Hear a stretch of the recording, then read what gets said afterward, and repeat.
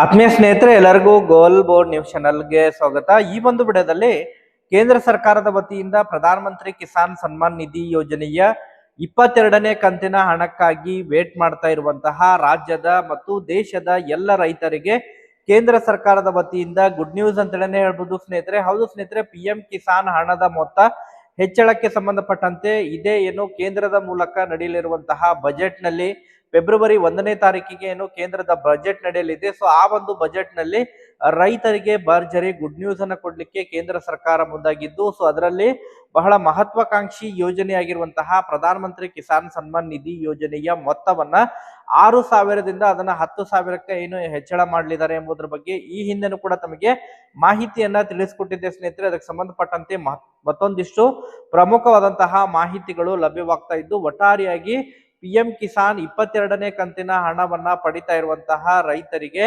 ಈ ಬಾರಿ ಹಣದ ಮೊತ್ತ ಹೆಚ್ಚಳವಾಗುವಂತಹ ನಿರೀಕ್ಷೆ ಇದ್ದು, ಒಟ್ಟಾರೆಯಾಗಿ ಯಾವ ದಿನಾಂಕದಂದು PM ಕಿಸಾನ್ 22ನೇ ಕಂತಿನ ಹಣ ಜಮಾ ಆಗಲಿದೆ ಮತ್ತು ಎಷ್ಟು ಹಣ ಜಮಾ ಆಗಲಿದೆ, ಅದರ ಜೊತೆಗೆ ಕೇಂದ್ರದಿಂದನೂ ಕೂಡ ಕೆಲವೊಂದಿಷ್ಟು ಪ್ರಮುಖವಾದಂತಹ ಸೂಚನೆಗಳನ್ನ ಕೊಟ್ಟಿದ್ದಾರೆ. ಏನು ಈ ಬಾರಿ PM ಕಿಸಾನ್ ಹಣವನ್ನ ಪಡೆಯುವಂತಹ ಪ್ರತಿಯೊಬ್ಬ ರೈತರು ಕೂಡ ಯುನೀಕ್ ಫಾರ್ಮರ್ ಐಡಿಯನ್ನ ಕಡ್ಡಾಯಗೊಳಿಸಿದ್ದು, ಆ ಒಂದು ID ಕಾರ್ಡ್ ಅನ್ನ ತಾವು ಎಲ್ಲಿ ಮಾಡಿಸ್ಬೇಕಾಗುತ್ತೆ, ಫಾರ್ಮರ್ ಕಾರ್ಡ್ ಅನ್ನ, ಅದಕ್ಕೆ ಸಂಬಂಧಪಟ್ಟಂತೆ ಕೂಡ ತಮಗೆ ಮಾಹಿತಿಯನ್ನ ಈ ಒಂದು ವಿಡಿಯೋದ ಮೂಲಕ ಇನ್ಫಾರ್ಮೇಶನ್ ಅನ್ನ ತಿಳಿಸ್ತಾ ಹೋಗ್ತೇನೆ ಸ್ನೇಹಿತರೆ. ವಿಡಿಯೋ ಕೂಡ ತಮಗೆ ಸಹಾಯ ಆಗುತ್ತೆ. ಆ ಕಾರಣಕ್ಕಾಗಿ ಪ್ರತಿಯೊಬ್ರು ಕೂಡ ತಾವು ಚಾನೆಲ್ ಅನ್ನ ಸಬ್ಸ್ಕ್ರೈಬ್ ಮಾಡ್ಕೊಂಡೆ ವಿಡಿಯೋನ ವೀಕ್ಷಣೆ ಮಾಡಿ. ಹಾಗಾದ್ರೆ ಬನ್ನಿ ಸ್ನೇಹಿತರೆ, ತಡ ಮಾಡದೆ ಈ ಒಂದು ವಿಡಿಯೋನ ಪ್ರಾರಂಭಿಸೋಣ. ಹೌದು ಸ್ನೇಹಿತರೆ, ಈಗಾಗಲೇ ಕೇಂದ್ರ ಸರ್ಕಾರದ ಮಹತ್ವಾಕಾಂಕ್ಷಿ ಯೋಜನೆಯಲ್ಲಿ ಒಂದಾಗಿರುವಂತಹ ಯೋಜನೆ ಅಂತ ಹೇಳಿದ್ರೆ ಪ್ರಧಾನ ಮಂತ್ರಿ ಕಿಸಾನ್ ಸನ್ಮಾನ್ ನಿಧಿ ಯೋಜನೆಯಾಗಿದ್ದು, ಈ ಒಂದು ಯೋಜನೆಯ ಮೂಲಕ ಪ್ರತಿ ವಾರ್ಷಿಕವಾಗಿ ಏನು ಹಣವನ್ನ 6,000 ಹಣವನ್ನ ನೀಡ್ತಾ ಬರ್ತಾ ಇದ್ರೆ, ಪ್ರತಿ 2 ಕಂತಿನಲ್ಲಿ ಪ್ರತಿ 4 ತಿಂಗಳಿಗೊಮ್ಮೆ ಸುಮಾರು 2,000 ಹಣವನ್ನ ರಾಜ್ಯದ ಸಣ್ಣ ಮತ್ತು ಅತಿ ಸಣ್ಣ ರೈತರ ಹಾಗೂ ದೇಶದ ಎಲ್ಲ ರೈತರಿಗೆ ಹಣವನ್ನ ಏನು ಕೇಂದ್ರ ಸರ್ಕಾರದ ಮೂಲಕ ಜಮಾ ಮಾಡ್ತಾ ಬರ್ತಾ ಇದ್ದಾರೆ. ಅದಕ್ಕೆ ಸಂಬಂಧಪಟ್ಟಂತೆ ಈಗ ಪ್ರಸಕ್ತ 2026 ಮತ್ತು 27ನೇ ಸಾಲಿನ ಮೊದಲ ಬಜೆಟ್, ಕೇಂದ್ರದ ಮೊದಲ ಬಜೆಟ್ ಇದೇ ಫೆಬ್ರವರಿ 1ನೇ ತಾರೀಕಿಗೆ ಏನು ಮಂಡನೆಯಾಗಲಿದ್ದು, ಸೊ ಅದರಲ್ಲಿ ವಿಶೇಷವಾಗಿ ರೈತರಿಗೆ ಒತ್ತನ್ನ ನೀಡುವಂತಹ ಉದ್ದೇಶದಿಂದ ಅದರಲ್ಲೂ ಕೂಡ ನಿರಂತರವಾಗಿ ಈ PM ಕಿಸಾನ್ ಮೊತ್ತವನ್ನ ಹೆಚ್ಚಳ ಮಾಡಬೇಕು ಎಂಬುದರ ಬಗ್ಗೆ ನಿರಂತರವಾಗಿ ಕೂಡ ಕೂಗುಗಳು ಕೇಳಿಬರ್ತಾ ಇದ್ದು, ಸೊ ಅನೇಕ ಬಾರಿ ಕೂಡ ಪ್ರಸ್ತಾವನೆಯನ್ನ ಕೂಡ ಸಲ್ಲಿಸಲಾಗಿತ್ತು. ಈ ಬಾರಿ ಪ್ರಧಾನ ಮಂತ್ರಿ ಕಿಸಾನ್ ಸನ್ಮಾನ್ ನಿಧಿ ಯೋಜನೆಯ ಮೊತ್ತವನ್ನ 6,000ದಿಂದ 10,000ಕ್ಕೆ ಹೆಚ್ಚಳ ಮಾಡಲಿಕ್ಕೆ ಕೇಂದ್ರ ಸರ್ಕಾರ ಮುಂದಾಗ್ತಾ ಇದೆ ಎಂಬುದರ ಬಗ್ಗೆ ಈಗ ಮೂಲಗಳಿಂದ ಮಾಹಿತಿಗಳು ಲಭ್ಯವಾಗ್ತಾ ಇದಾವೆ ಸ್ನೇಹಿತರೆ.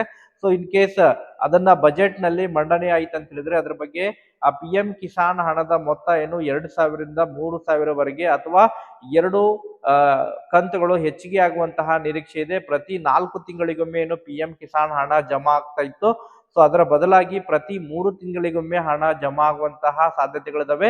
ಇಲ್ಲಂತ ಹೇಳಿದ್ರೆ ಕಂತುಗಳ ಸಂಖ್ಯೆ ಹೆಚ್ಚಿಗೆ ಆಗ್ಬೋದು, ಇಲ್ಲಂತ ಹೇಳಿದ್ರೆ ತಿಂಗಳ ಸಂಖ್ಯೆ ಕಡಿಮೆ ಆಗ್ಬೋದು. ಸೊ ಆ ಮಾದರಿಯಲ್ಲಿ 10,000 ಹಣವನ್ನ ನೀಡಲಿಕ್ಕೆ ಸರ್ಕಾರ ಮುಂದಾಗ್ತಾ ಇದೆ ಎಂಬುದರ ಬಗ್ಗೆ ಮಾಹಿತಿಗಳು ಕೇಳಿಬರ್ತಾ ಇದಾವೆ ಸ್ನೇಹಿತರೆ.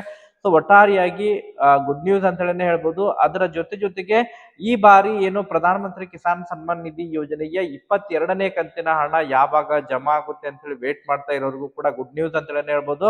ಸೊ ಈ ಬಾರಿ PM ಕಿಸಾನ್ 22ನೇ ಕಂತಿನ ಹಣವನ್ನ ಜನವರಿ ಅಂತ್ಯದವರೆಗೆ ಅಥವಾ ಫೆಬ್ರವರಿ ಮೊದಲನೇ ವಾರದಲ್ಲಿ ಹಣವನ್ನ ಬಿಡುಗಡೆ ಮಾಡಲಿಕ್ಕೆ ಕೇಂದ್ರ ಸರ್ಕಾರ ಮುಂದಾಗ್ತಾ ಇದೆ ಸ್ನೇಹಿತರೆ. 2 ದಿನಾಂಕಗಳು ಮುಂದೆ ಬರ್ತಾ ಇದಾವೆ.